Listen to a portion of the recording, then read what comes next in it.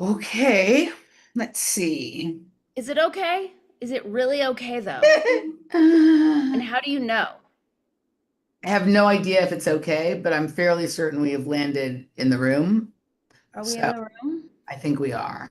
Room. Hello. Guess what I did today? You're gonna be so. Hang Nobody on. has left a Hang on a comment. second. There, Leah's there. Yay, she's first and she's got the crown. She got the number one crown. Okay, Emily, hang on a second. Guess what I did today? What did you do? What did you do with that deep voice like that? No, you have to guess what I did today. Well, you overdid it on exercise. I know that. Yeah. That's not a guess though. You Did you know that. some vocal cord relaxation class or something? I took a vocal lesson. Ah, how was it? It was interesting. It was helpful because I'm tired of all of the comments about how much everyone hates my voice. Mhm. Um, it was interesting in terms of him teaching me the geography of like instead of speaking towards the front of my face, speak more towards the back, breathe lower instead of higher. So it's going to be a process. Please don't anyone expect my voice to sound not horrible today, and I'm working on it. It's, I mean, you like, do you remember Carrie Strug, the gymnast? Yes. Okay. So if she can, like, first of all, I'm not bothered by your voice, but I am aware of the situation that you're speaking of. Um, her voice was terrible. Like she sounded like such a squeaky mouse, and now she sounds totally normal, right? So my guess is that like once she won the Olympic gold medal and made a few appearances, they're like, yeah, this won't do, right? And she had a few lessons, and now she sounds like a normal person, right? And you don't have anywhere near the distance to traverse that she had to traverse. So give it a few weeks, and I think you'll be good. My voice teacher said the same thing because he was like having me do certain things. He's like, you can do it, you're just not practiced in it. Mhm. And he was like kind of tying it back to like the way I learned to speak in childhood. Unpopular question. Do you think Carrie Strug was really as injured as she made it seem in that Olympics? Or Oh, do I you think think she milked it? No, I think Carrie Strug was more injured than she made it seem. And I know this because I know her because I worked at the Oh, she like so she was more injured than she made it seem. But there is a controversy there, and the controversy is she didn't actually need to do that second vault. They would have won even if she didn't do it, but they didn't know that yet, right? So essentially, she harmed herself unnecessarily, but it ended her career. She had not planned to retire necessarily after the Olympics, but it was took like more than a year and a half or 2 years for her to get back to a place where she'd have been able to work out, and she had just kind of moved on at that point. So when I was working at Gymnastics World in Tucson in like 19, I started there like 1996 or 7, like after the Olympics in 1996, I think I started there, or maybe it was in 97.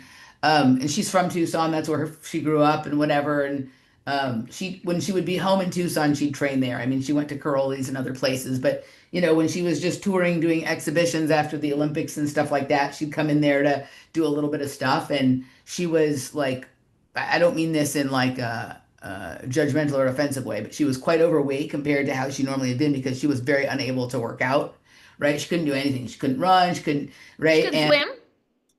I don't know if she could swim or not, but when you've gone from the kind of exercising that she was doing prior to that, and then suddenly you really can't do anything with your legs, it just and also you're 4'7", right? It takes a toll. And Wait, she wait, wait. How does her height have anything to do with the toll that it takes? because like when you're short, it's a lot easier to put on a lot of weight real quick than when you're Okay, tall. so she probably put on like 4 pounds, but now she Correct. looks like a porker. Right, right, right. Got it. Okay. So it's not judgmental in it. When I say overweight, I don't mean that even as like a normal person, just like compared to what she had looked like, when she was competing, right? And she was struggling with that because she still had all of these obligations, like, exhibitions and appearances and whatever it is. And of course, they want her to do something. So she essentially was like getting up there and doing basically like a one-legged beam routine because that's really all she could do. You know what I mean? Yeah.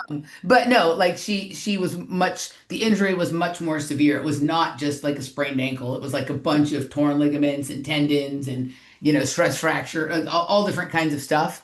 And she was still clearly unable to put any kind of significant force on it, more than a year later. Yeah. Got it. Yeah. So, Okay, thanks for joining us, everyone. Thank you for your generous super chats. Have a great night. anywho, so that's my Carrie Strug thoughts, but she's a very nice person. Yeah. Awesome. Yeah. How are you, Emily? I'm good. Yeah, I know it's kind of like there was an unexpected midday rain today, which Nice. it interrupted my vitamin D time and my exercise time. So I'm gonna go exercise when we're done now because it's cleared up, right? So, but I kind of liked it. I kind of like a summer rain.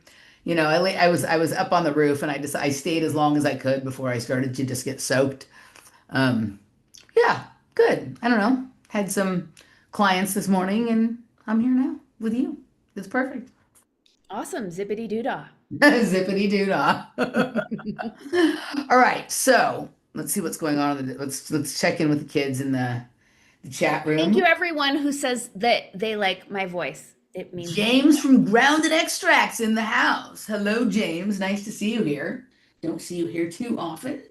Always happy. Posture rebuilds the proper muscles for the voice. Changed his life. Not Naja's too, but Danny's voice is stellar, noticeable in a good way. James likes your voice, Danny. Thank you, James. I have been working on my posture. Very good. Um, okay, so Where do you want to start? where should we start? Well, just so people know that some of what we will be presenting today is kind of add-ons and leftovers from our regular podcast, which you can find at wordspodcast.locals.com. Promo code welcome to words, all one word in capital, will be available for you there tomorrow morning. The title is The Hierarchy of Tropical Fruit. And some of the things, sort of, we didn't get through everything we wanted to get through there. And then I found some things afterwards, and we have some dangling participles from that show. So we're going to do some of that here. So you'll understand what we're talking about here, but it'll come into even greater sort of context when you watch our regular show, which will be up tomorrow, which I recommend that you do. So there's going to be some Eric Weinsteining. There's going to be some Unabombing. And Danny has some other stuff. What do you got, Danny? Where should we start? One thing that I tried to bring today, just as we warm up into the clips. So there's, you've been to Santa Fe. There was a rule, but there's some confusion about it that people are not allowed to build buildings taller than 3 stories unless you're the Masonic temple, but they're like switching it up a little bit. So there's this building it's like the Democratic headquarters, like Marxist, whatever. And over the weekend, they put up, it was like a 4-story scaffolding with some inflatable, it was like an inflatable building, it looked like. Was it like what are those things that they bouncy castles, bouncy houses? Yes, yes. But it was taller, and it looked like it was made of money, of like $100 bills or $1,000 bills. And then on every side, it was like ripping Trump. It like made no sense. It had to have cost at least $100,000 to put up, just in terms of like the largesse and the scaffolding. So I made a point of going there today so I could take pictures and bring them, and it was taken down, which has me thinking they must have gotten in trouble. But it was like a lot of money. And what the thing that I didn't get was there was no like call to action or positive messaging. It was just a Democrat bouncy castle. Correct. There's our title. We've got the title in the first 10 minutes of the show. Yes. Democrat bouncy castle. I mean, on one hand, it's kind of hilarious, right? It's just like, this is like, I mean, essentially, it's the acknowledgement that we're in romper room, and that's how they see everybody, right? Totally. Totally. Right. But yeah, I also like that they got in trouble. Right. They must have, because it wasn't, like I said, it was up for like really only like 4-5 days. So something must have gone awry for them. Yay. I wish you would have gotten a picture, though. I would have loved to see that. I tried really hard is it today. right over there in the area where the Masonic temple is and stuff? No, it's right where it's on Cerrillos. So, which is like probably the most traveled street. It curves around in that U shape. Yeah, so Cerrillos kind of like, So where it curves around is like where all the rich white libs lived, and then everyone Hispanic and deemed like unworthy of a say in how our city goes lives on the south side. Right. So this was more towards the rich people side. But it's interesting because like some people think will say something like that there's two Cerrillo streets. I'm like, no, it's the same street. It just like does like a U shape, right? Correct. Yeah. So okay, I got Right. you. Yeah. Okay, well, how about we start with the Instagrams, just Okay. because they're short and sweet, So let's do it. and then I can take us elsewhere. Yeah, let's move through yours first, and then we'll go to mine because mine aren't like entirely. Let me do it the other way because when you do it this way, it doesn't do it the way you like it. It doesn't let you optimize. So Everyone knows exactly what you're talking about right now. I know. Are we ready? Okay.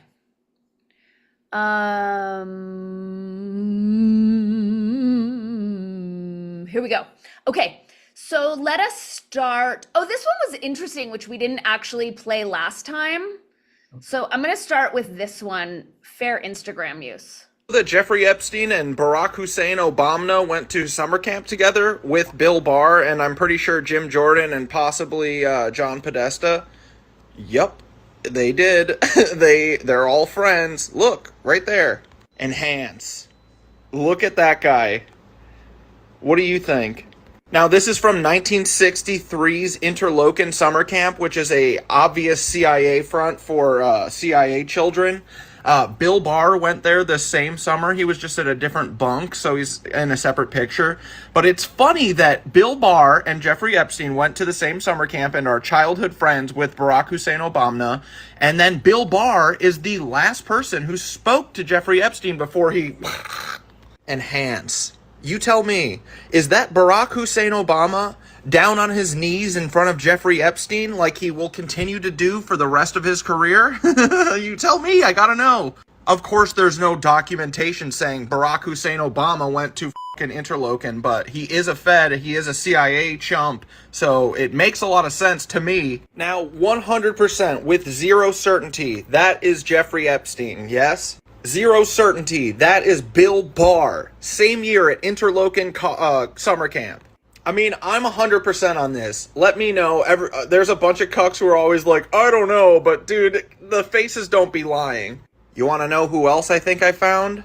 Ghislaine. Ghislaine is from this same exact Interlochen summer camp year, 1963. You tell me. I don't know anything. I'm a dumb guy, but it would make sense that they started their little, lifelong affair or whatever the at this summer camp and were best friends forever. Anyway, boys, what do you think? That's definitely Jim Jordan, right? Look at that. Look at that stupid smile. Same one. And then Podesta, not sure, but maybe. This is so funny. I'm surprised Trump wasn't at this camp. Well, according I'm not sure. It didn't look like Obama to me. The Obama and the Podesta one were a no for me. The Epstein and the Barr were a yes. The Totally. Elaine and the Jim Jordan, no. Not so much. But I will say this: Michael and I deep dove into Interlochen Okay. because for a variety of reasons, and in our deep dive, like I do think we were aware of Bill Barr and Jeffrey Epstein, but the other people did not come up in our investigation into Interlochen. But Pete Buttigieg did. Pete Buttigieg went there, and then the guy who makes the sculptures that are in all the city centers, like in Detroit and Little Tokyo. What's his name? I can't think of his name right now. Oh God, Noguchi. Noguchi, I think is Noguchi is the sculptor. He went there, and it was on one of our Osamu Noguchi.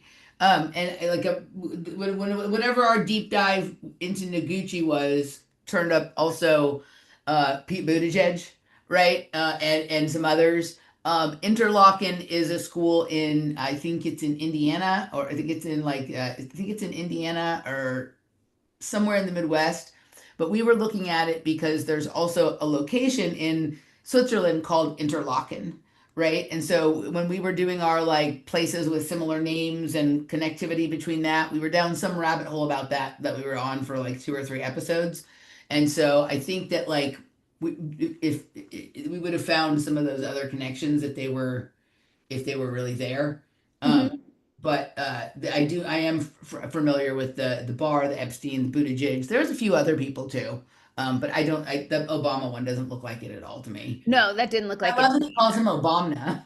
I know. I love it. I also follow this guy on Instagram, Louis Rosignol, and he does these um like really childish drawings, but they look like you can tell he's talented the way that he does it, and he mispronounces most words and names during his videos where he's talking about it. It kind of reminded me of that.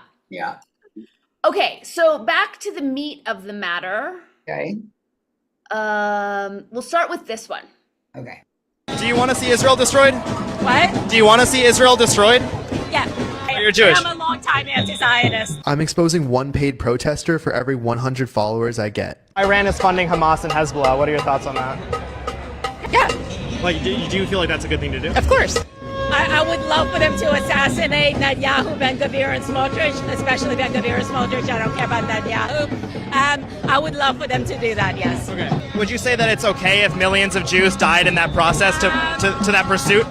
Well, as long as the Israeli government is using them as hostages, What do you do for work? I don't. You don't work? Why not? I don't have to. Now, I think she actually is working and as a professional protester. Here's her protesting without her sunglasses on. She usually does have them on. Here's her saying HP profits from Israel's torture of Palestinian political prisoners. Here's her saying democracy is not for sale. Back again with the Palestine flag, and again with the South African flag. Now, it's not just her, as we know that they work in teams. Look at this blonde woman beside her. I found her at more protests than any other paid protester I've exposed in the past. I found her at close to 50 different protests, all within a couple of years. So who's behind this team of people chanting for Israel's destruction on America's streets?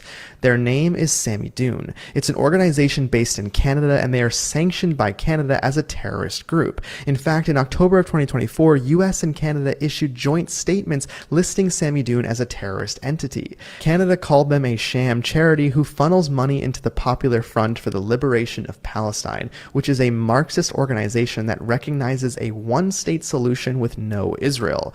Germany banned the group after members of Sammy Dune passed out candy celebrating October 7th. The founder of Sammy Dune at a rally in Vancouver publicly called Hamas heroic on the 7th and said that Hamas and Hezbollah don't engage in terrorism. If you look at the photos of this woman I interviewed, they almost all come from Sammy Dune's website. Now, the Tides Foundation and the Tides Center is behind this, and you remember the chief donor of the Tides Foundation, George Soros. However, all you see is that the Alliance for Global Justice is their fiscal sponsor. But if you lift the hood, you see that Soros gives to Tides, Tides gives to AFGJ, which then gives to Sammy Dune. Soros, along with the New Venture Fund, gave more than $9 million to the AFGJ, which again is the fiscal sponsor of Sammy Dune. They want it to look complicated so you don't see this, but make no mistake, Soros is funding this. It is also important to note that you can't even donate to the AFGJ with Stripe or PayPal or any normal methods, as all of those companies consider them terrorists. Yet they are still walking the streets of New York City screaming for the downfall of America. Do you want to see Israel destroyed? So what's interesting about that is, I don't know if you remember this, and I can't think of the name right now, but the group that put out the original call for Occupy Wall Street was also Canadian. Why would a Canadian organization be calling for people to protest on Wall Street, right? Or Zuccotti Park or whatever it was. And in that case, it was like, I remember watching an interesting documentary. This was years ago. So sorry, but I've lost names of things. It was like showing who put out the original sort of call, and then who sort of picked it up from there, but also like what, I can't remember the name of the professors. It's like a famous professor who like taught the technique that they use in color revolutions. Professor Right? Griff. No, not him. But you know, it's just interesting that so many of these organizations that are really about the protesting right here in the United States originate in Canada.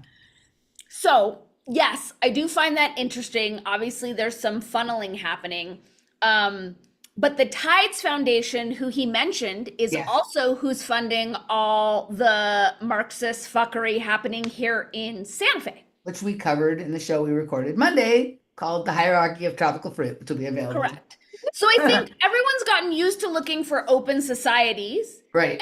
And recognizing that Tides Foundation seems to be the primary umbrella organization that, like, yes, open society is funneling money to them, but so many of these organizations, like the way it is here, like Three Sisters is supported by Return to Heart, and Return to Heart is supported by Solidaire, and Solidaire is funded by Tides Foundation. So it's like a few layers back. Yep. But with all, like, I would venture to say all the climate stuff, all the social justice stuff, all the George Floyd, all the Israel Palestine, I'm betting is going to lead back to Tides. Yeah, I mean, I think the Israel-Palestine probably has the most conjunction of different groups, Yes. but a lot of the stuff that is like causes whatever chaos is deemed to be problematic or whatever, that's like never the people who are just generally like grassroots protesters. It's always those people showing up with these manufactured signs through some of these organizations and doing the sort of, protest edgelord stuff that tends to draw, police, right? I have to write down protest edgelord stuff. Is that in competition with Democrat Bouncy Castle? It is, although I'm still high over the hierarchy of tropical fruit. Like, I just love that one so much. Okay, two things. Remember the titling, because I want to come back to that. But Okay. you just said, the signs. So in the research that I'm doing, and go to wordspodcast.locals.com, use all caps code welcome to words to check out what we're talking about. But one of the radical activist groups who's getting the most press around trying to destroy Santa Fe were complaining about another protest where these Hispanicos showed up with their crude signs. And I'm like, wow, it's so funny. Like, these paid protesters with their paid fancy professional signs are now taking pot shots at people with crude signs. Homemade signs. That's reason to discount their efforts. Right. Like I could this is how like nuts I could see. You know how they like want you to get a permit for protesting? And the next thing I could say is that you can't have a homemade sign. You have to have like Government a printed issue. leg up. Right? Totally. Okay, the other piece that I wanted to say was that I've taken to looking for podcast titles for every moment of my life now. Like, it's a new lens of perception. And so when Ross and I went paddleboarding last week, I said if I was titling today's adventure as a podcast, it would be called You Say Potato, I Say Messiah. Okay. For this podcast? No, for our paddleboarding adventure got it. that I tried to make a podcast so I could title it. If the paddleboarding adventure was a podcast. Correct. Got it. I like it. Correct. Okay. Okay. I think you and Ross could have a successful paddleboard podcast. I agree. Yeah, you should do it. Thank you. Okay, so last Instagram video, this one's just for fun because it's so satisfying to hear. The person speaking is a gay man, which is relevant to the topic. Me and my girlfriend were going to a wine castle, and our server said, "Yes, sir," when I was asking. Okay, let's do this, Lily. Our server said, "Yes, sir," when I was asking some questions, and I said, "Oh, no, I'm actually not a sir." And instead of apologizing, or I don't know what else you would do other than apologize, they just walked away. Did not acknowledge what I said, just walked away. The manager came over and, really big smile, not acknowledging at all that the misgender had happened. Yeah, it's almost like people don't care anymore to appease your victim complex. And I say, hey, look, the last person, they misgendered me and that really hurt. And they just walked away. And the manager said, oh, well, some people just aren't as progressive as you. And then they gave us a nice little chocolate that suggested they wanted our money but didn't want to say sorry. So we left and got a full refund. Lily is performing a very manipulative social tactic that we see with a lot of self-obsessed minorities. I like to call it minority manipulation. What Lily is doing is attempting to exert power over other people by establishing moral dominance. Now, in order to establish this dominance, Lily will go out to places, look for reasons to be offended, and then demand apologies. Because when you ask for an apology from someone, you are asking them to admit that they are wrong and you are right. So while Lily claims that these interactions are a knife to the heart every time and that their feelings are so hurt, they're not. This is nothing more than somebody who is self-obsessed and wants to dominate conversation, someone who is attracted to social power, also known as a bully. But what makes this situation and social phenomena particularly wicked is that minorities who are opportunists will take advantage of this form of manipulation for their own gain at the expense of their own communities. You are not teaching your community anything of value by being perpetually offended all the time. In fact, you're teaching them to be debilitated in social settings. You're not helping your community's reputation by making rage bait just to profit off of it. You're not helping your community by being a PR nightmare for them because you run around bullying service workers. So long story short, beware of the people who run around parading themselves as victims but are actually bullies. Yep. A wine. Oh, sorry. And our server Hang on. said, yes, sir, when I was asked. Okay. Like so many of the people you're talking about with your research in Santa Fe right now. 100%. 100%. Yeah. I Yeah. really loved his like succinct analysis of that disgusting virus. I cannot wait to go away from our culture. So the first I don't even know how to say this in a way. I'm not right. I don't even know. This is the bind. There was a gentle, well, no, that's not right. There was a human being who competed at the US Gymnastics Championships this weekend who his name is Jackson Harrison, right? But who claims to be a they, and somehow an unbelievable number of people like got that memo and they were referring to him as they. Like it's like one of those, I haven't seen this person before. It looks Was like he competing in men's gymnastics? in men's gymnastics, Okay. right? And he presents male, right? He presents male, but like I can show you his floor routine, which was actually really good. Like Can his you? tumbling, yeah. But it was like the floor routine was really good. It was more graceful than your typical male gymnastics floor routine, but it had like the floppy wrists, right? But I'll show you the floor routine. It was actually really good. But what was crazy is when I was like, I like this wasn't on TV, right? It was just on YouTube. I didn't show it on the regular broadcast. But when it was on, let me just go. Let me find Jackson Harrison. I couldn't believe how many people. The first place I heard it being talked about was in a podcast where they referred to him as they. And then let's see. I think it was this one. Yeah. Okay. Jackson Harrison floor routine. Here we go. All right. Hold on. And then how quickly the people in like the comment section were just snapped in line with that. People were more offended by his floppy hands than by the calling him they or whatever it was. But here we go. Okay. Is he wearing a full face of makeup? There you.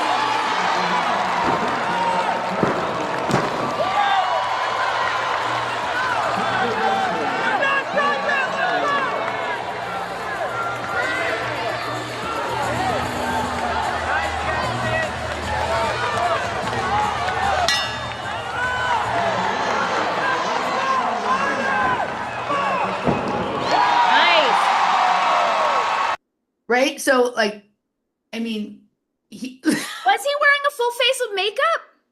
It's hard to tell to me if he was wearing makeup or if he's just one of those people with rosy cheeks, because on the pictures of him online, it doesn't look like he's wearing makeup. But Okay. here, like he did, right? And so far, like he has his own Instagram where he talks about whatever his stuff and issues are. But he went out there, he did a high difficulty men's gymnastics floor routine, and it was like, okay, like it's interesting because gymnastics used to be so not accepting of any of that, even though so many gymnasts are obviously a little light in the loafers. And it was crazy to me how like there was no like transition time. It was just everybody snapped into calling him they, right? I was like, wow. But anyway, this was one of the most oftentimes before I have seen male gymnasts who want to do floor routines with dance and music, right? And oftentimes they're really good at the dance, but they're not good at the tumbling. And so it's kind of like people pay attention to it because it's unique. But like, I don't know, that was a pretty solidly tumbled floor routine. And he's built like a man. And other than with the hands and the smile a little bit, like it kind of more an effeminate, like presents as a guy. But it was so interesting to me how like there was no, like, just everyone snaps to that, right? Well, I bet they removed the comments that weren't snaps to that. But I feel like, I mean, aside from this whole like fiction happening anyway, but if you're competing in men's gymnastics, then I think it should be incumbent upon you to use men's pronouns. It's not a they gymnastics meet. So one of the things I noticed in the comment section, some people did refer to him as that, him, his, and they didn't remove those comments. There was like a lot of people referring to him as they, like the right. The most amount of negative comments were about his hand motions, and they didn't. Very scats. Right, very Scats. Scats was a gym in Southern California when we were kids. That the coach from Scats was one of the people who's been banned for gymnastics from life because of pedophilia.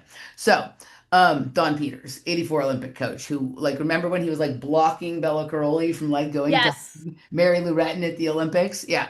Anywho, so it was just it was just an interesting social moment. And it was what was interesting though to me is the most amount of comments were about the hand motions, not about the fact that he wants to be a they them or whatever it is, not anyone being mad at people misgendering them, right? So I'm like, oh, okay, like people can say whatever they want and it seems to be fine in the comment section. Well, I also wonder who knows that. Like if I were just scrolling through YouTube, I wouldn't know about his pronouns or any controversy. I've never heard of him before. Gender dysmorphia. I would just know what he was doing on screen. The only reason I knew about this was because I was listening to a men's gymnastics podcast after the meet this weekend, and someone mentioned Jackson Harrison has gotten so much better now that he went to Evo, which is this interesting gym in Florida. I can tell you about it if you want.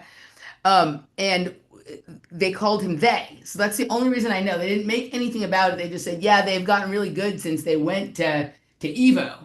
And I was like, okay, now I have to go see who this Jackson Harrison person is because he wasn't on the regular TV broadcast. So I went and looked it up. And then, of course, you can find his social media and whatever it is. You know, and he seems to really love gymnastics, and he loves that he feels accepted in gymnastics, and he talks about that a little bit. But this was the first time I've seen something like this where it wasn't pandering. The routine was fucking good. He's a good tumbler. He's a good athlete. He vaulted well too, and whatever it was. And it's like, all right, like if you're good, they're just going to accept you. So yay, we're at least at that point, one way or the other, right? I didn't see anybody making fun of him for that. I didn't see anybody like insisting that other people gender him the way that they, whatever. It was kind of an interesting comment section. But anyhow, so that was today's gymnastics side. Okay. Oh, let me tell you about the Evo gym, though. This is kind of interesting. You like this. So Evo is this gym in Florida where they've decided to like run almost a parallel program to USA Gymnastics. So it used to be that all the members of the national team, like they would, if you make the national team, you get funding and you could have trained at the like Olympic Training Center, or you can stay at your private gym, right? But if you train at the Olympic Training Center, like you get some further benefits. And since these are working age men who are not able to work because they're training full-time in gymnastics, the benefits are helpful, but it really wasn't enough. So somebody started a private gym where they pay the gymnasts. Instead of paying to go to gym, the gymnasts get paid by that gym. They get paid a full salary with benefits and all of that kind of stuff. sort of in addition to whatever their national team is. And it's Who's funding them? How are they financed? I forget. I looked into it a couple of years ago when I first heard about it, but I think I think it was somebody. I think this is like some venture capital shit, right? But if this tranny is coming out of Evo Gym, then maybe it's like a tranny training. No, no, it's not. If you saw all like about 6 or 7 of the men on the national team train there, including some that are super men. Like Brody Malone and Donnell Wittenberg and whatever, right? Men. Okay. Men, Christian men, thug men, right? Or whatever it is. It's not a train. This is the first time I'd never seen this person before. So this is Evo's been around for a little bit. But isn't that just a novel idea? Like rather than sucking all the money out of the gymnast, if these are the people that have the opportunity to do things that successful for our gymnastics program, but also make money down the line, let's pay them now. And it's kind of interesting. I'm so suspicious though, because that money doesn't come for free. So what are the expectations? What are they doing exchange? For me, it's like the difference between what college basketball used to be. I understand they're being paid now, where there was genuine passion, right, genuine competitive spirit, versus the professionals where now we're just getting performative political theatrics. So that's like my suspicion around this. I need to know more about it. So the problem with there is not really a kind of professional gymnastics for the most part, like there is professional. So you get the Wheaties campaign. Right. You don't but basketball players, football players, baseball players, they get a salary, they get paid to do that. In gymnastics, there hasn't really been that. It's a very Do people wager on gymnastics? I mean, I'm sure that that's sort of happening now, but there's a lot more things happening for gymnasts now in terms of name, image, likeness, and all of that kind of stuff. But anywho, it's just that it's an interesting thing that someone decided to start a couple of years ago, and they're having a lot of success. And apparently now Jackson Harrison is there too. So that's awesome. All He right. was really good at his routine. Anyhow, okay. We're done with the Instagram. What you got next? I can do Gigi Young on Dark Journalist, or I could do Eric Weinstein on Brian Callen. Let's do Gigi Young on Dark Journalist, and then we'll descend into the Eric Weinstein situation. Okie dokie. Please do a dance for the people while I pull it up. Should we get Jackson Harrison to do a dance for the people? Absolute mont. All right, I'm just queuing it up while I'm sure you're shimmying. I'm shimmying. I'm gonna go to the chat room while we're waiting for you. Here we go. That's a good plan. Let's see. I am ready. Right. But I don't want to interrupt your flow. Right. But I'm gonna keep talking. Nigel says you were brilliant with the deliberating dogs yesterday, Dani. Thank you. I was nodding brilliantly.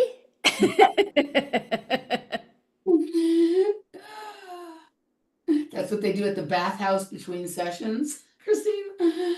All right, let's see. I feel like I'm behind. I feel like I saw a generous super chat from Meredith. Thank you so much. Oh, there's a bunch of them. My thing just finally caught up. Okay, Meredith, Dead Star Cave Girl, Christine Mose. Thank you so much for the generous super chats. Thank you, Christine. Thank you, Dead Star Cave Girl. And she wants to know where her complimentary sip of mezcal for enjoying word salad so much is. Well, we are hard at work at developing the Dos Yentas mezcal brand. So one day there will be mezcal for you to sip while you enjoy your word salad. Okay, here we go. Fair use. This is for you, Emily.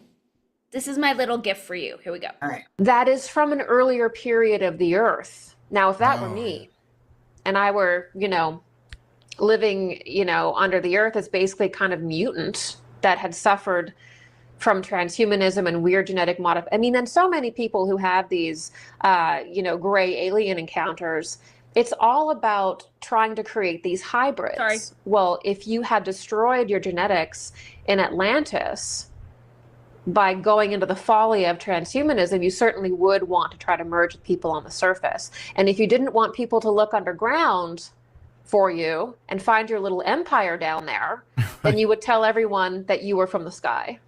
I'm just saying. Yep. Pretty much. Okay, Tell one more. everybody you're from the sky. I liked her very like sane, rational explanation for it. Yep. Okay. Oops, damn it. I had it almost exactly. Okay, here we go. Fair use. Oh no, it's wrong. Sorry, guys. There we go. Challenging to form a meaningful framework around it that's not essentially science fiction, which makes people not want to They're talking about the alien UFO, these weird beings scenario. Okay. take it seriously that are not familiar with it. So there's a real struggle right now with it, I would say. The battle is over the narrative, clearly. And the podcast domination by this kind of pop click thing, which draws a lot. They need a lot of content, so they draw a lot from the genuine kind of independent media, but they're not independent media. They are, yeah, I mean, the forces behind them are probably the very same forces that launched the mainstream media in the beginning. Yes, exactly. I think that people think because somebody is appearing on YouTube or Rumble or Twitter and they're not on a mainstream channel, that suddenly they're independent. And the reality is that no, a lot of people who are very much Mockingbird media, they've just moved into where people are watching, as people should expect. Right. They're just moving into where the eyeballs are. And it's disappointing. It's really disappointing to see how mishandled this particular topic is. Yes. Because you'll see people.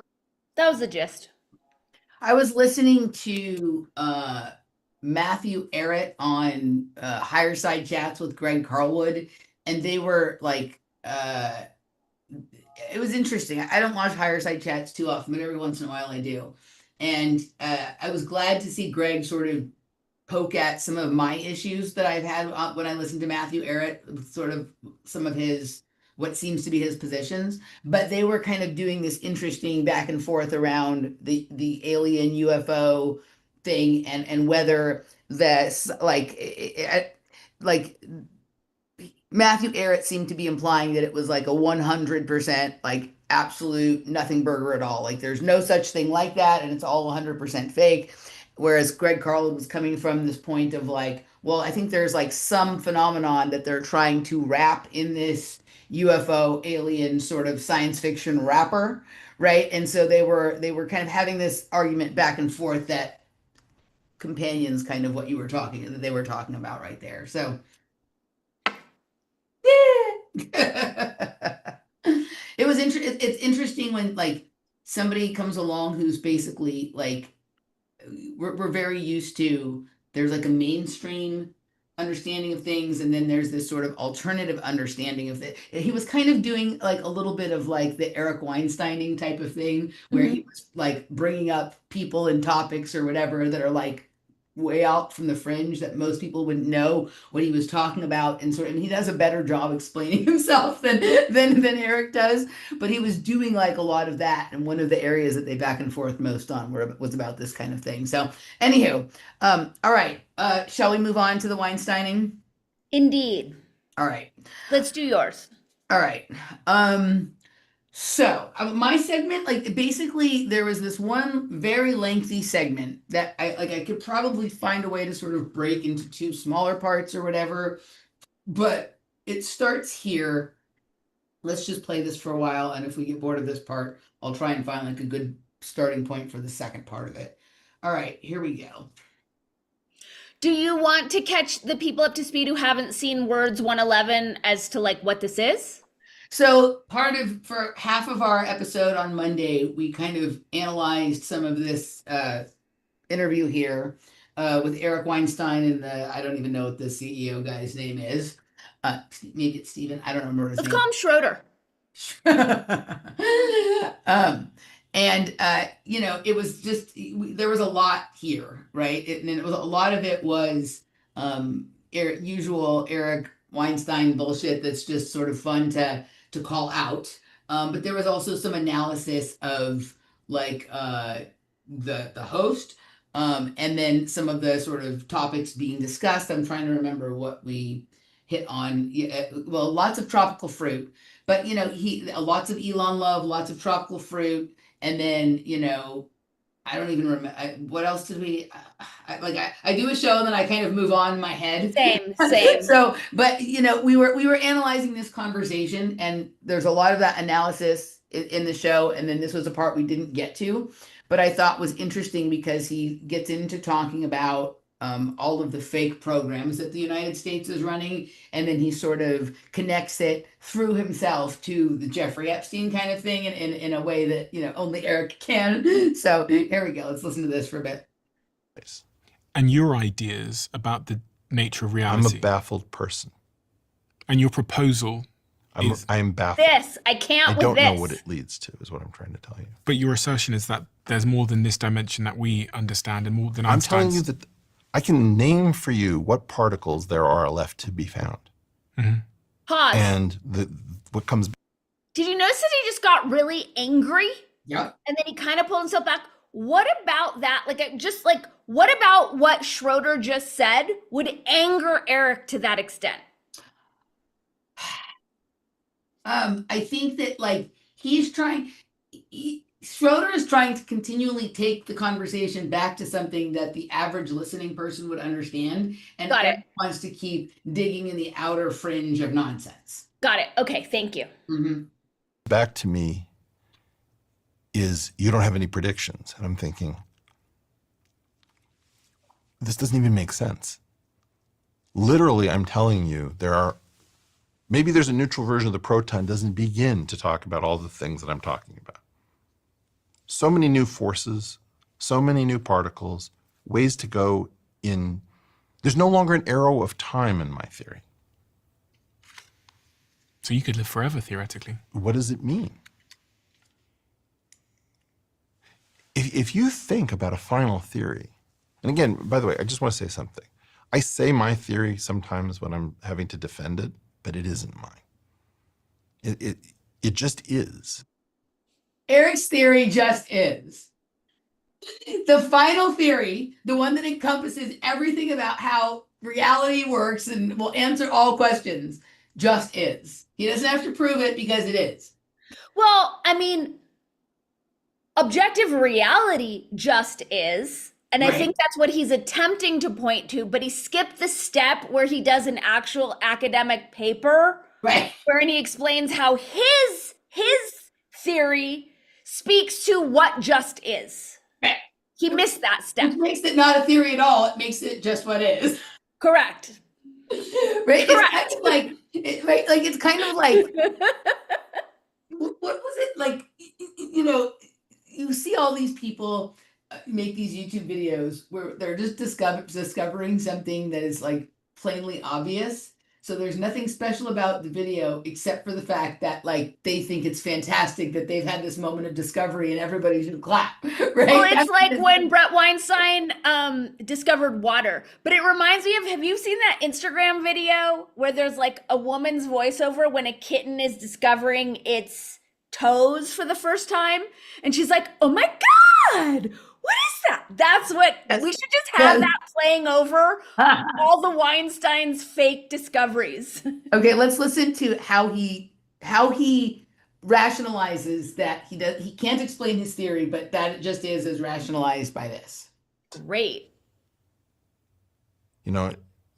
Everest didn't belong to Sir Edmund Hillary or to Mallory or even to the surveyor for whom the mountain is named. Pause. When you Note the Sherpas. No one even knows the Sherpas' names. Like the ones who are carrying the shit up there and have been up there before the Whiteys got their asses up there. They don't count. It's the Mount Everest didn't exist until a British man showed up to climb it. Right. Correct. But the people actually live there knew nothing about it. Yes. chose to make the first ascent on Everest, you just chose a route. And then you either did or did not traverse the route. We don't know whether Mallory may have succeeded. But my point is that this isn't my theory. There is a theory that's there. It might be wrong. It's possible. I may have screwed it up. but it's got so much in it that I have no idea what it means. And the simple way to understand this theory is that there's dimensions that exist beyond the ones that we know. We already know from Einstein that these dimensions are implicitly in Einstein's theory. Every single dimension that I'm talking about is being constructed out of the 4 that we began with. When I put the cups here and the coaster, the edges were calculated from the vertices and the faces were calculated from the edges. Mm-hmm. My point being, these dimensions are already here. And because the dimensions are already here, they were already present in Einstein's theory all along. When you ask for what Einstein's real equation is, we actually don't think about it that way. We call it the Einstein field equations, plural. How many of them are there? 10. Why are there 10? Because there are 6 edges and 4 vertices that weren't accounted for. They're already in Einstein's theory. We just didn't take them seriously as directions you could go in. You've heard about this simulation theory, haven't you? Why? I don't want to talk about it. Really? Well, again, it's the LLM problem. The really interesting thing comes from, I don't know, and maybe the cosmos is traversable. Maybe times travel replaces time travel. You see, if I flip all of the dimensions of time. I love how he pauses for applause. Right. He's waiting for the laugh track Like, or whatever. insert praise or something. Mm-hmm. Uh-huh. All right. Do you want to continue listening to this nonsense or get to the place where he starts talking about fake programs? Fake programs. I mean, unless are you taking us somewhere? I mean, I think we can, it's just, there was a whole section, like 35 or 40 minutes that was kind of like fairly, when I say interesting thing after it, I just meant like interesting to analyze, not necessarily particularly interesting. Several things within it, but we don't have to listen to it connected. I can try and find the next interesting spot. But let me ask you, because he goes into this thing with all these dramatic pauses around there are all these other dimensions. Like, haven't we known that in the spiritual, metaphysical realms for like eons? But he's just discovering it, and therefore it's a theory, and it just is. Okay. All right, let's see if we can get to the fake programs part. Hold on a second.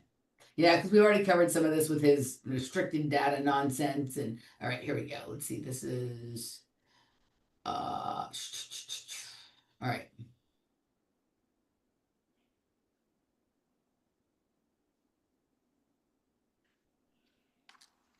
All right.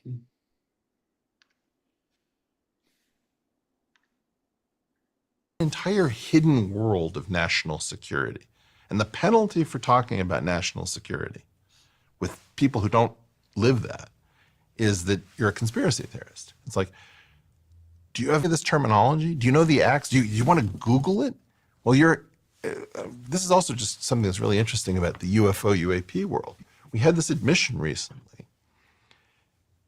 that the government knew that at a minimum, and again, I don't think this is I'm sorry, but I'm just putting something together based on our Monday show as well.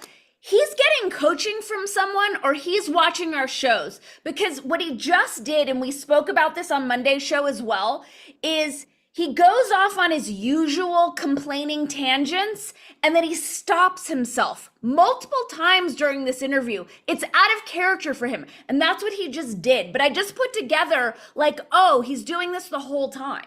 Do you know what I'm talking about? He's fighting, he has this this desire to make everything all about himself, but he has heard that this is the part that doesn't land well with people. So every time he realizes he's overstepped that, he's like, well, let me present something for everyone else here. Correct. Yeah. And he interrupts himself multiple times, and then he'll shift into like a different kind of personality or persona. Right. As he pivots. Okay, thanks for helping me put that together. Anywhere close to the full story. At a minimum, there were secret, fake special access programs. Do you know about special access programs? Super secret programs are called special access programs. Then there's a further category called unacknowledged special access programs, or USAPs, which is you can know that a special access program exists. Like, you know, maybe warhead recovery might be a known one.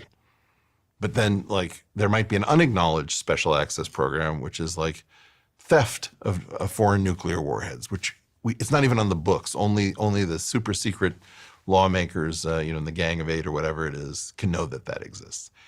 And then there are further designations of secretness. There's waived and bigoted.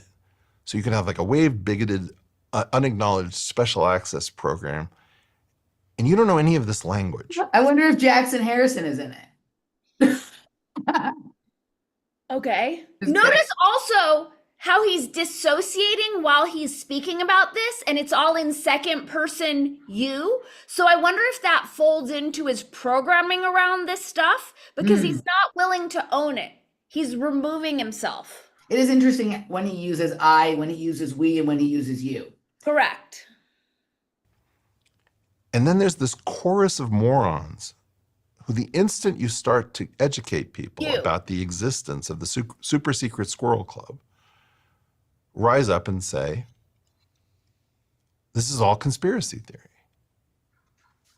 And you're saying, wait a second, we just admitted in UAP land that we have a fake special access program, which I predicted on Joe Rogan. He can't help himself. He cannot help right back to it. Maybe faking a UFO situation. The cost and the penalty at a personal level for letting people know how the government keeps secrets is personal destruction. US faked a UFO program. Yes, correct. You don't know about this. I think the Wall Street Journal had an article about it. So these guys knew when they filed their reports on the UFO UAP that there actually is, at a minimum, a fake UFO UAP program. Why would they want to fake UFOs? This is so weird. Did you happen to watch Joe Rogan episode 1945? I want you to go back 5 seconds and watch his face. His programming is coming out so hardcore in this one. UAP. Just watch his face. That there actually after is, Schroeder asked him the question. at a minimum, a fake UFO UAP program. Why would they want to fake UFOs? This is so Oh, weird. yeah. Right? Did you happen to watch Joe Rogan episode 1945? All he knows when he gets disoriented, all he knows what to do is go back to himself and Joe Rogan. I was on Joe Rogan. It's like his touchstone, right? Like in Westworld. It's his true north. In Westworld, the robots have a touchstone to their programming so they can orient themselves. It's like it's true north. I like it. About the whole history of the golden age of general relativity and its relationship to UFO, UAP, anti-gravity research, and the atomic bomb? I didn't know. Okay. When we invaded the beaches of Normandy on D-Day, that was called Operation Overlord.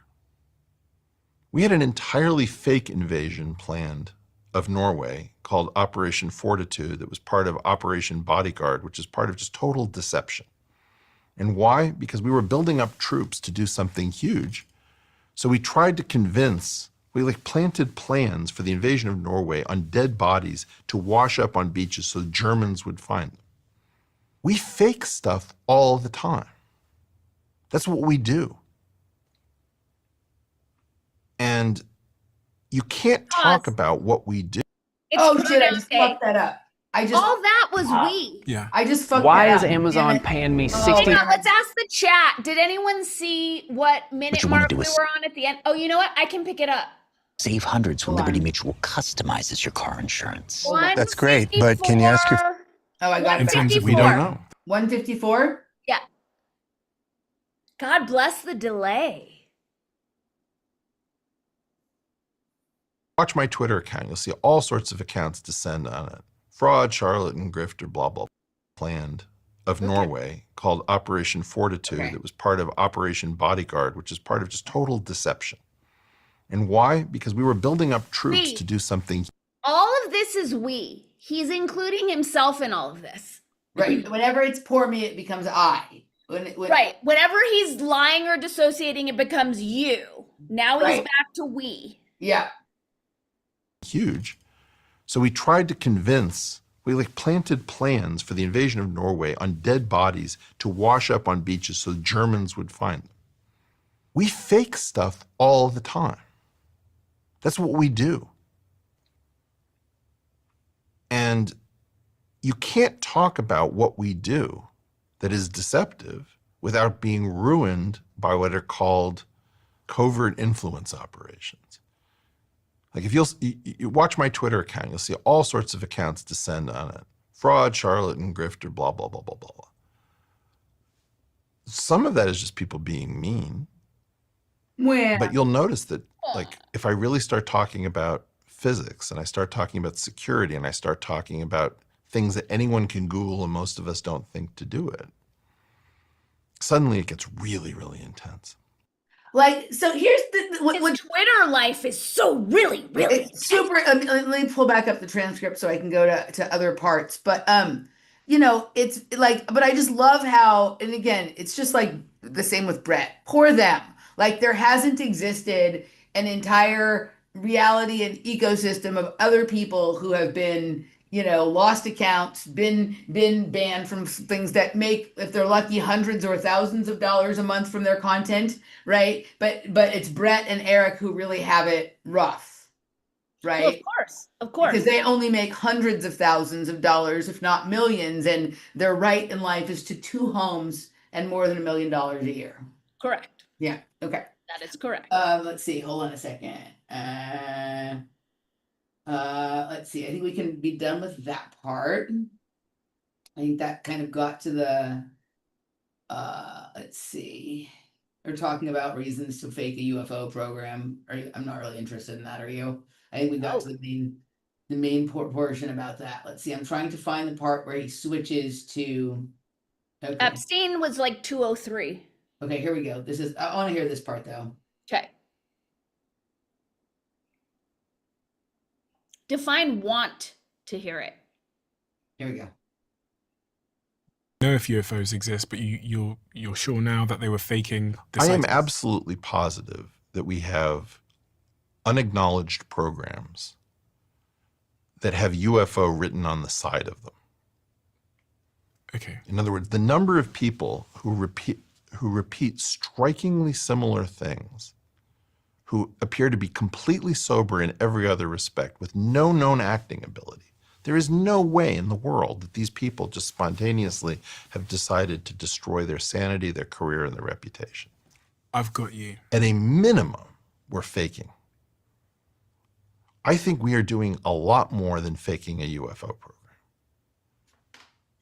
I don't know what it is, and I also would not be talking about this on a large podcast, but for one thing. I'm a shill. I have a particular hatred for one aspect of our intelligence community. And I don't mean that I disagree or don't like or I'm not uncomfortable. When our secret squirrel club inside the intelligence world and inside, in particular, covert operations, targets our own people who are not read into these programs for personal destruction, reputational destruction, mental destruction, economic destruction. We take our best people and we make fun of them, and we belittle them, and we destroy their families, their lives, their ability to earn. I have a very strong sense that you never destroy your best people. Do you think you're under attack? Let me talk about Leo Szilard instead. Leo Szilard is the father of the Manhattan Project. Which was where the nuclear bomb was created. That's right. He was not.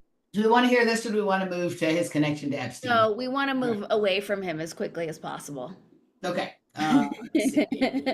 Even though my clips are him as well. All right. I guess it was almost here. But one thing I just want to reiterate is that, so what the first half of this show was about, or it's woven in, and then the one that I'm going to share is about, is like He has spent 40 years as a physicist with this amazing theory of everything, and he's sacrificed so much to put into this thing that he's never written a serious academic paper on, and yet he goes on podcast after podcast talking about UFOs and Jeffrey Epstein. So if you're truly singularly focused on a paradigm-shattering physics theory, where do you get the time to like become a part-time conspiracy theorist? Hey, yeah. I'm glad you called it part-time because that's clearly what it is. All right, here we go. Let's go to this part. This is an abomination. You cannot destroy your A-team. Who are you referring to when you say people are being destroyed? Are you referring to people like yourself? You know, if you look at, for example, Jeffrey Epstein. Jeffrey Epstein conducted a conference called Confronting Gravity. I don't know who Jeffrey Epstein was, but I would certainly bet money that he was a product of at least one or more elements of the intelligence community. The CIA, the FBI? Those are ours, right? Department of Homeland Security has some of this stuff. Geospatial intelligence has some of this. You know, it's a large network. Does he have like a palsy happening? I'm talking about people like David Grush. I'm talking about people potentially like David Fravor. I'm talking about people like Jake Barber. Notice I'm talking all their about eyes. scientists like Leo Szilard. Imagine if Leo Szilard didn't know that the Manhattan Project was going on, or Jack Raper, a journalist who broke a story. These people all think that they're doing their jobs. I desperately want to know why Jeffrey Epstein knew so much about my work.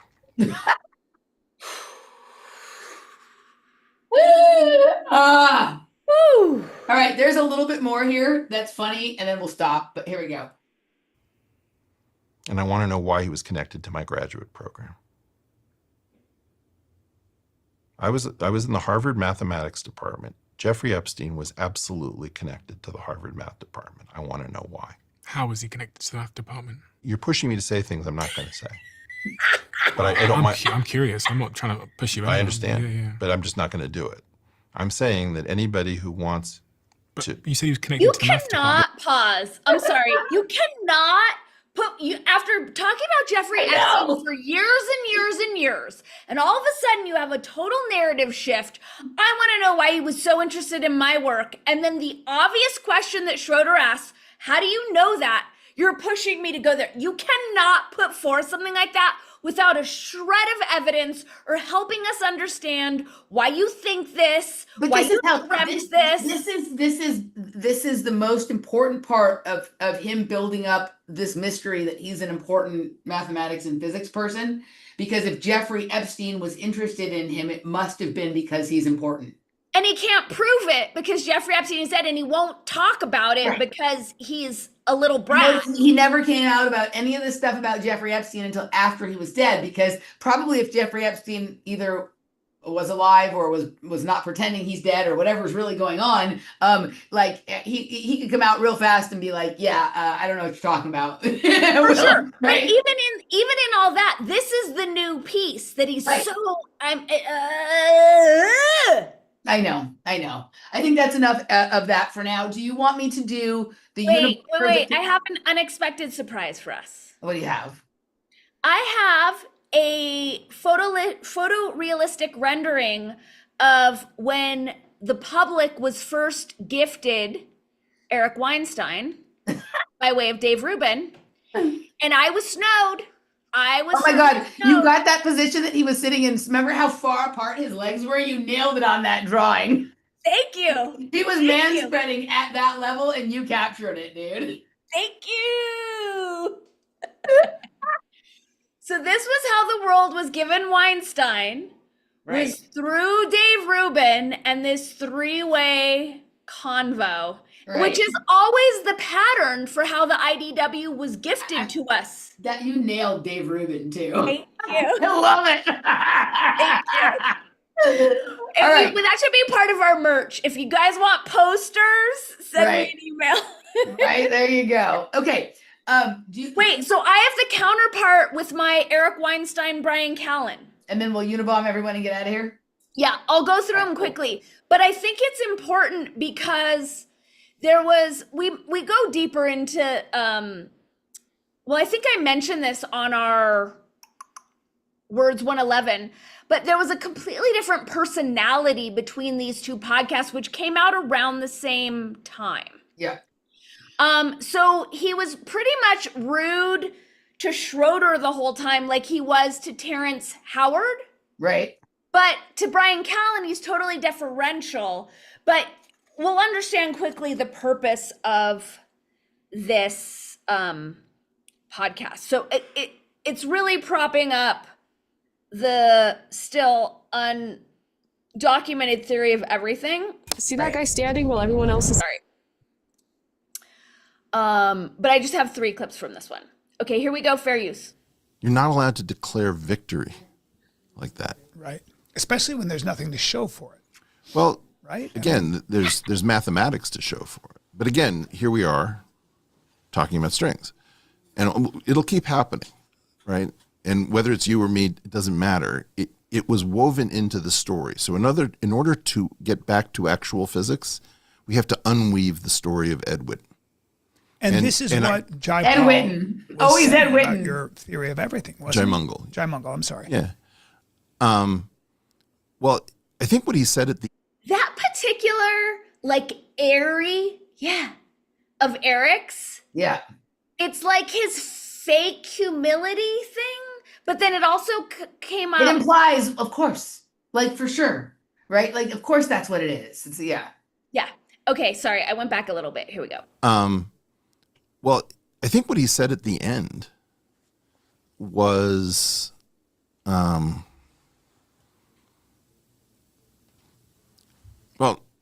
I mean, he said something that would be embarrassing for me to say, but I could play it for you to give you an idea of what his assessment. I'd like you to play it for me. All right. So let me just say that this is more or less Kurt's assessment after having put in 250 hours into a 3-hour documentary. And by the way, just so you guys know, we're going to break down in layman's terms Eric Weinstein's theory of everything. But this is just the appetizers, okay? Just the appetizers before the main course. Roll tape. Let's watch this. Thank you to Eric Weinstein. It's an avant-garde and creative theory.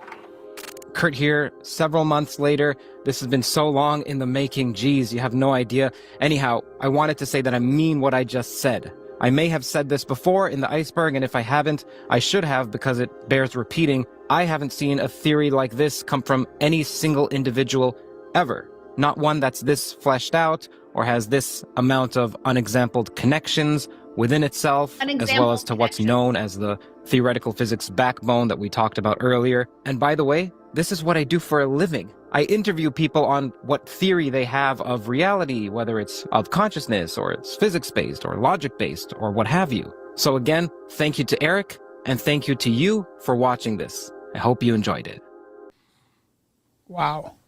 And he's talked to a lot of physicists. In particular, a lot of string theorists too. Yeah. And so, in part, I'm just in this very funny position where I now decide that I'm an entertainer because here's a joke. No, I know. What's the difference between a physicist and an entertainer? An entertainer has legal rights. Well, you have. So I think we've all discussed this, but the reason he's mentioned that about entertainers is because his only paper about this, he says, I am not a physicist, I am an entertainer. But that interview, which you and I have dissected before, is the singular, peer review replacement support for the theory of everything that is propping up this whole podcast. It's not a peer who is a physicist. It's not a peer who is a physics professor. It's a podcaster. And remember, he changed his tune. And it's very clear from that clip that he's trying to convince us.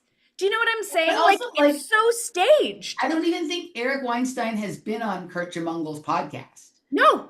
Which is, if there was something so amazing there, why didn't you bring Eric there to talk about it? And why couldn't Eric explain what it was that Kurt Jemungel thought was so groundbreaking? But how stupid do you think the public is that a podcaster's podcaster civilian's approval means we should all take this seriously? That's crazy. Unfortunately, that's the reality we're living in. Is that you have people like I'm watching people who have had some chops in terms of like keeping their finger on the pulse of things that are happening now, right? Revert to a script that they were running 10 or 12 years ago because the mainstream media is ready for that one now. And so now they're just running that one over and over on these bigger podcasts or more mainstream types of things. So it doesn't surprise me. It's more important to get the stamp of approval from Joe Rogan or Danny Jones or Kurt Jemungel or whatever it is, or Schroeder, than it is actually like doing anything that makes sense. Right. Yeah. Okay. So about this, Schmachtenberger is correct. We have a sense-making crisis. That is true. Okay, so the next one starts now. I must be related. Here we go. Fair use. I know, and I know you, and I love you, and one of the things we always talk about is you do live. It's a lonely existence because you live in your own head, and you're dealing with ideas and things that very few people can really appreciate or understand, including the creativity as a comic. You know, I'm about to release my next special. And I just need to pause on that. It's a lonely existence as someone who lives in his head.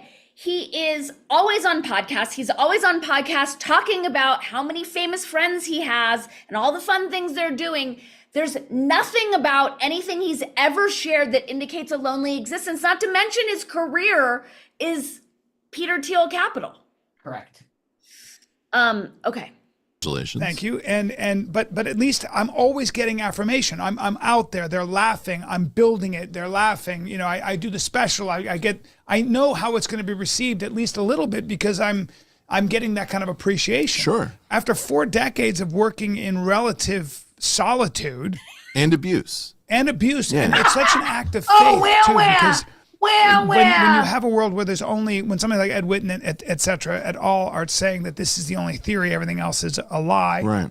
The act of faith it must take to continue on is because what if nobody ever sees it? That's why you get this guy like Kurt Jemungel who now takes all that time to actually understand it and highlight it and put it out there. How has that been received? I'm sorry, I can't let it go. This is his podcast in his house or office, and he's drinking from a single-use plastic water bottle? Why don't you just have your baby seal beating club on your desk at the same time? Who now takes all that time to actually understand it and highlight it and put it out there. How has that been received? Tell me. Yeah. You know, it's like the community doesn't want to react to it. And by react, I mean something very special. Like you saw this thing with getting all your daily nutrients is hard work. Okay, he does this thing. Okay. When Eric talks, okay, do you ever get, this happens sometimes to me. Like I will get a comment on YouTube or even sometimes an email that has like an extreme overuse of emojis when these aren't people I have a relationship. Like if you have a string of emojis that you know I'm going to think is funny or something like that, it's an inside joke, but people are not like communicating their idea clearly. They're just sending me like a bunch of emojis, especially if it's in a comment section. There's something automatically in my head that is just like, ignore that. Like, don't look at that. Don't respond to that for some reason. I don't know why. Right? I have the same thing. I never bother to try to translate. It's just like, ignore. Correct. Ignore. Right. And maybe the people are wonderful people, but for some reason in my head, when you do that, I tune out. I stop paying it. There's like more than 2 emojis that didn't come with some word content before that was interesting or whatever. Like it's just out the window. And that is how people are reacting to Eric. Right. It's like he's just love bombing emojis and saying that it's an idea or a theory and everyone's ignoring him and he can't figure out why. And a lot of times people who communicate that way, they just keep communicating that way and they don't, right? Yep. Yeah. good, excellent comparison. Mm-hmm. Okay. Well done. Thing with Terrence Howard and myself that Joe asked for. Yes, you were so nice to him. Maybe too nice. What? This snow job, to me, that was where it just went over the top. Everyone knows he was such a dick, such a condescending. But Brian Callen is an establishment man. So even to give somebody who's non-establishment airtime, right, is considered an act of charity. But the fact that, like, okay, this is clearly 100% staged and scripted. But if some random average person watched that entire 3+ hour podcast, I hardly think the most prominent bit of feedback was you were so nice to him. Correct. Too nice. Yeah. Too nice? Ugh. Okay, that was it for that one. And then lastly,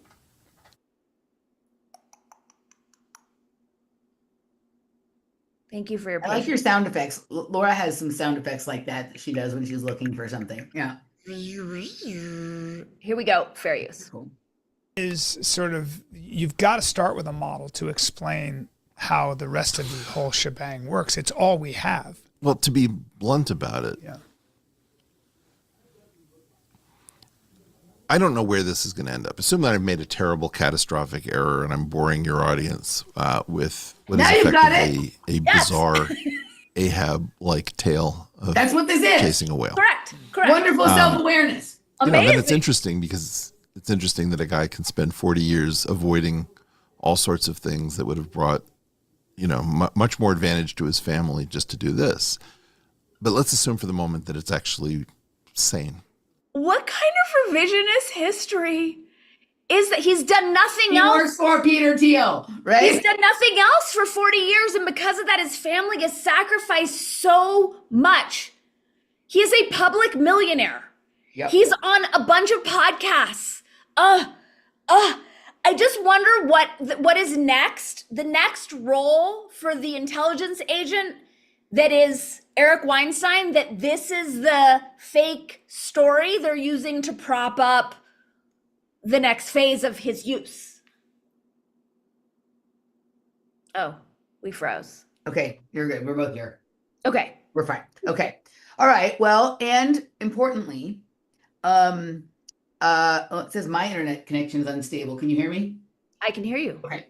All right. Ted Kaczynski, the Unabomber, has spoken from the grave about our podcast that we recorded on Monday that's coming out tomorrow, but also kind of connects to some of this stuff. So shall we hear the 2 clips about what he has to say? Affirmative. All right, here we go.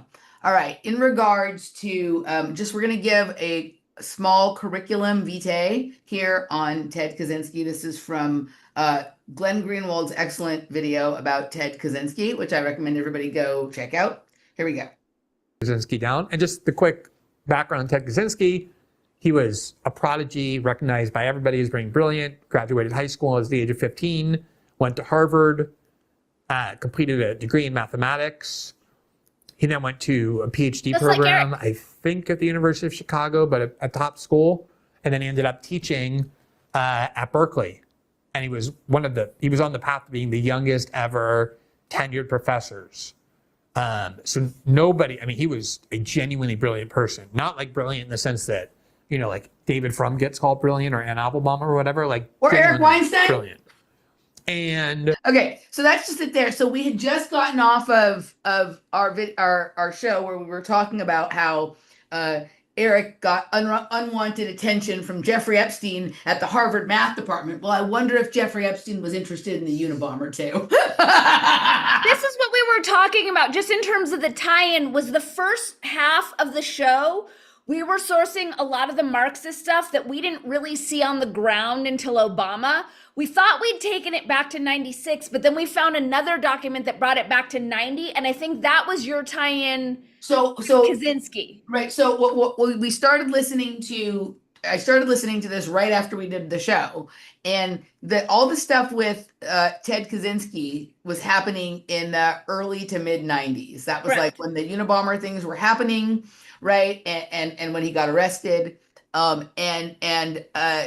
so he there's two things about him that tie to the show we just did, which is his connection to Harvard mathematics, right? So obviously Jeffrey Epstein was not around when Ted Kaczynski was a young man. So there has been, we all know, we didn't need any of these people to tell us this, intelligence and sort of capturing of science project running through Harvard mathematics since at least the 50s, the MK Ultra, kind of stuff like that. So the idea that Jeffrey Epstein was there to look at your paper is fucking ludicrous. Like, this is part of like long-term thing.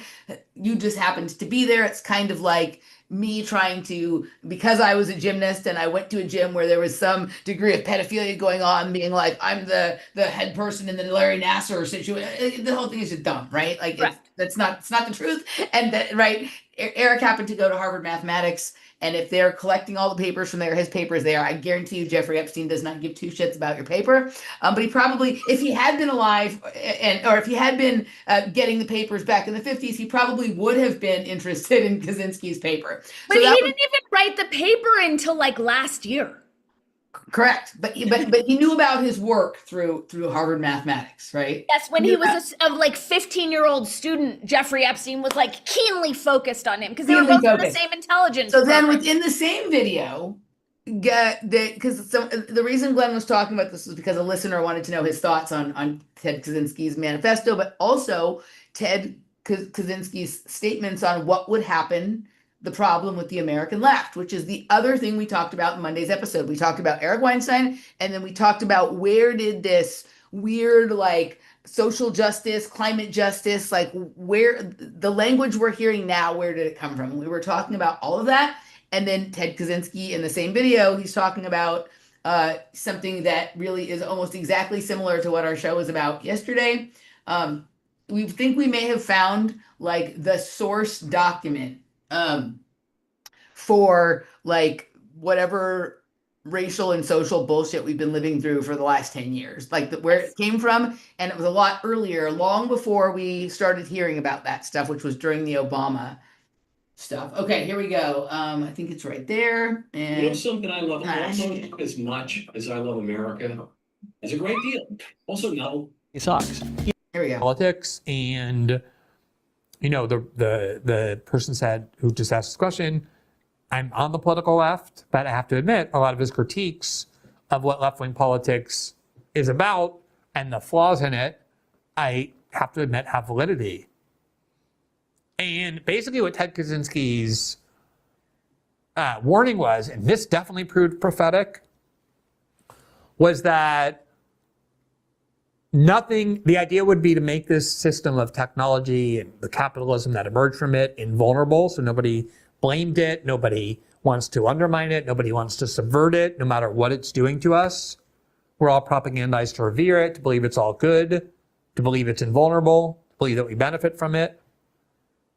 And he said one of the ways that that's going to succeed is that people are going to be given kind of like culture war fights or social justice causes, which are going to make them feel like they're doing something subversive or radical, when in reality, nothing that they're doing is a threat remotely to any real power center. Compact Magazine, which is, I think, a really interesting... I think that was the main part right there. Like, that was just the main part right there. So, and when you'll see, like, how ridiculous some of these causes we're talking about, when you guys watch the show, and the terminology and the language that we just started experiencing in the last 10 years was already being incubated in 1990. Coincidentally enough, right near Los Alamos Laboratory, which is something Eric was talking about a lot during the show, and SFI, of course, right? For those people who've never read Ted Kaczynski's manifesto, it's actually very, very interesting. And every time you go back and read it, you realize he was right about another thing that you didn't identify the last time you read it because it hadn't become a thing yet. So highly recommend it. And now I think we should go to the chat room. What do you think? Word to Big Bird. Here we go. All right, kids. Oh, what is happening? Mine. All right, let's see. All capital letters. if you've got questions, comments, any of that kind of stuff. I don't know how well my chat room is functioning. Jim, thank you so much. Us humans must be pretty important universally since our overlords main chore is to constantly psyop us. Absolutely, Jim. I couldn't agree more with that statement. And High Heart Wellness, I have not heard back from 7Cs, and part of me is wondering if my comment is even still up. Oh dear. Just FYI. Did you leave him a comment? Well, during the chat, James brought up our research and suggested that he should talk to us. This was after I had already emailed him and never heard back. And he said that he was into it. So I put up a comment, didn't hear back. Then James said that he didn't see my comment in the chat. So I put another one up and I'm still not hearing back from the guy. So I think no comment. There's a club. There's a club and we're not in it. We're not. This is. It's one of these things that I'm not even bothered by this at all anymore. But I had to if you he has a very specific thing that he's trying to do, and it seems like because I see he talks to a lot of other people, but I think he either prefers to talk to people who are completely on board with all the things he's doing and agreeing with all of the next level assumptions he's making based on what his research is showing, or people who don't really know anything about it at all, so he can go there and tell them about it. I think that you and I, while we have a lot to add to a lot of those connections, at least I can speak for myself. I don't see the world going in the same direction that he sees it going, right? And it feels and I'm not saying that that's why he won't talk to us, but people tend to want to hang out with and have conversations with the other people who are sort of reifying that position generally. Maybe. I think it's we're not going to do anything for his numbers or his channel. He's not going to climb any ladder rungs. I'm not saying that that's motivating him. I'm just stating we will not. But my guess would be, because the first time I saw him was that he was talking about a lot of the stuff that we talk about. Mm-hmm. If he hasn't gotten some of his information from us, I don't know. It doesn't make sense why he wouldn't want to flesh it out with pretty much the only other podcasters, one of a very small number who are talking about the wellness company and all the tendrils of the IDW that you and I have been covering for quite a long time. Yeah, I think the truth of the matter is that most people just don't know about us, right? That we kind of are in our own little underground pocket over here. And the people who follow us, whenever they hear anyone else talk about that stuff, they're like, oh yeah, Dani and Emily talk about this stuff all the time. But we're just in a different corner of the alt media space, and some people don't leave their own playground to go play with the other kids. Have you seen any of the newbies bring the OGs on? The OGs who aren't going to boost their channel numbers? I don't know. I don't watch too much stuff, right? So I don't know. Has 7Cs had any OGs on? Or is he only talking to the new crop? I don't know. I see his stuff go through my feed. I see he has people on his show that I've never heard of. But so I don't know. I don't know. Jim would like you to dance the Macarena for him, please. Where are you seeing this? Trust me, it's there. I don't see it. It's in all caps. Okay, I'm looking. I see Rafa wants the cornholio. Nigel loves us. Let's see. Something about thumbs up Nicaragua. Slick Dissident. Hi, Gabe. I was wondering the other day why I have not seen a video from you come through my feed in a while. So I'm glad to see you're with us here. James Murray, have you been scandal on Rogan? Was an anniversary of Oklahoma City Murray building event. Okay. I'm not sure what you're referring to here. Have you been? Oh, have you been? I see what you're saying. Douglas Murray, have you been scandal on Rogan was on the anniversary of the Oklahoma City Murray building event. That is really interesting. Okay, it took me a while to decipher what you were talking about, but that is interesting. There's a renewed focus on the Oklahoma City bombing.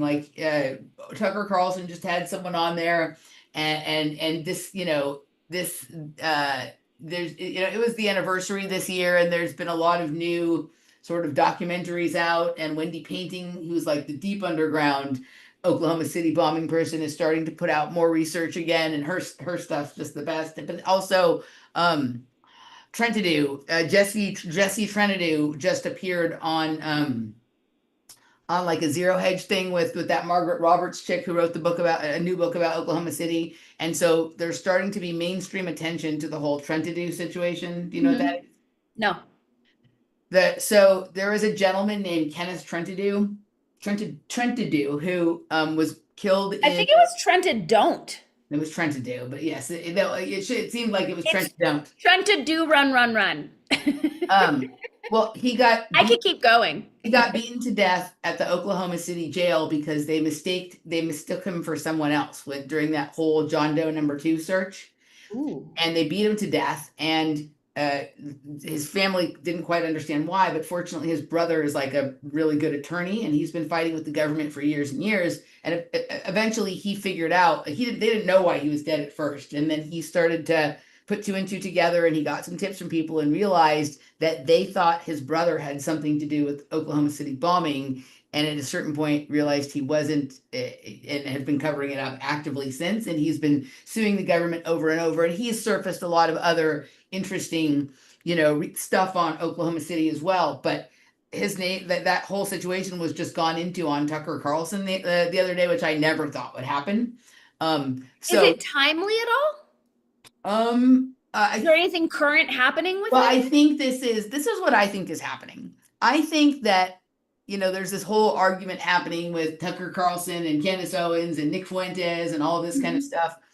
I think that there's like factional disagreement going on amongst the overlords, and there are some people who've decided that like maybe one faction or some groups within factions are too destructive, and they're completely okay with like propagandizing and lying to the American people, but like only up to a limit. And the people who've exceeded that right now, they're wanting to start to like move them out. And I think that a lot of these narratives are being used in service of that, not because there's any concern about the American people knowing the truth or justice or anything like that, but they'll certainly use the American people's outrage to help them push out the people that they want to push out.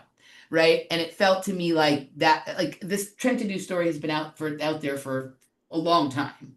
Right. So anybody who cares about Oklahoma City bombing and people knowing the truth could have known about this a long time ago. Right. They're acting like this is new discovery 13, 15 years after, whatever it first sort of surfaced. Right. Mm-hmm. So they're using it for something that isn't what it is. So one thing that I heard, the Texas Democrats who left the state. Yes. And so I heard that even CNN was reporting that it was Soros money that paid for that. So I'm noticing this shift in mainstream starting to name Soros when for, certainly the past 4-5 years, they like wiped the internet. They've really gone the distance. So something is shifting there as well. He's old. He's really old, and his son has taken over for him, and his son is not doing it as well. Right. And so it's probably safe to sort of throw the baby out with the bathwater at this point. Jerusha McBair said Oklahoma City building anniversary is the same as the Waco Inferno. So that's true. Oklahoma City, the Oklahoma City bombing happened on the anniversary of Waco, and that was part of the narrative. So then you have the Douglas Murray thing happening on the anniversary of the Murrah building. And if you think about what they were talking about, and that was this huge contentious thing between him and Dave Smith over Palestine and Israel, which is seeming to be like where there's starting to be some factional warfare amongst the overlords as to what's acceptable and what's not. I think these are interesting points that people are lining up here. Yes, I think so as well. Well done, chat box. Thank you guys for being so smart. Yes. Sacred numeral. Yes. That's it. All right. Anyone else? Anyone else got anything, or are we done? This has been a long one. I think we're done. All right, guys. Thank you guys for your generous super chats. If you want to just send us checks, then message us through our websites. We love that too. All right, guys, we will see you next week.